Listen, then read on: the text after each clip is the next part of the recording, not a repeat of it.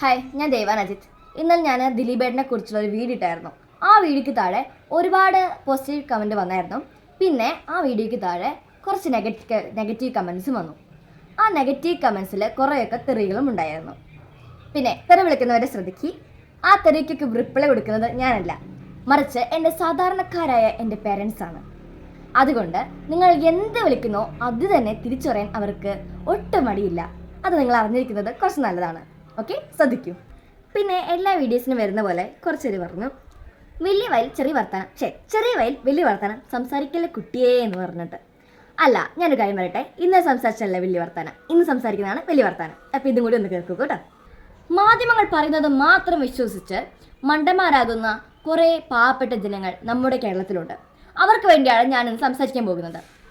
അപ്പം ഞാൻ പറയുന്നു, അതായത് മാധ്യമങ്ങൾ ഒരാൾ തെറ്റ് ചെയ്തിട്ടുണ്ടോ ഇല്ലയോ, ഒരാൾ കുറ്റക്കാരനാണോ അല്ലയോ എന്ന് തീരുമാനിക്കുന്നത് മാധ്യമങ്ങളല്ല. അവർക്കും ആരെങ്കിലൊക്കെ രക്ഷിക്കണം എന്നൊരു അജണ്ടയുണ്ടായേക്കാം.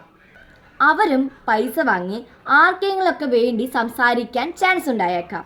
അതുകൊണ്ട് നിങ്ങൾ വാർത്ത കണ്ട് മാത്രം ഒരാളെ തെറ്റിദ്ധരിക്കരുത്. ഇപ്പോൾ ഈ ദിലീപാണ് കൊട്ടേഷൻ കൊടുത്തത് എന്ന് പറയുന്നത് ഒരു ക്രിമിനലാണ് ആണല്ലോ.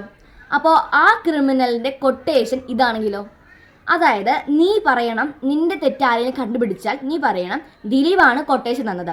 അതോടുകൂടി അയാളുടെ കൊട്ടേഷൻ വർക്ക് തീരുന്നു. അങ്ങനെ ആണെങ്കിലോ, നിങ്ങൾ പറയുന്നു ദിലീപേട്ടൻ കോടതി വിലയ്ക്ക് വാങ്ങിയിട്ടാണ് കുറ്റവിമുക്തൻ ആയതെന്ന്.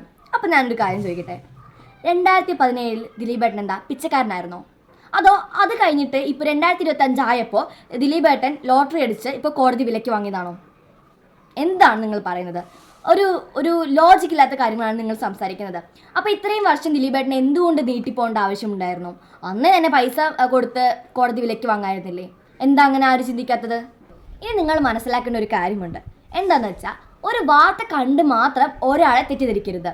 അതിലൂടെ നമ്മുടെ സ്വന്തം ബുദ്ധി വെച്ച് ഒന്ന് ആലോചിച്ച് നോക്കുന്നത് നല്ലതാണ്. അതാണ് നമ്മൾ ചെയ്യേണ്ടത്. പിന്നെ ആരും എൻ്റെ വായുടെ നീളം അളക്കാൻ നിൽക്കണ്ട. ഓക്കെ.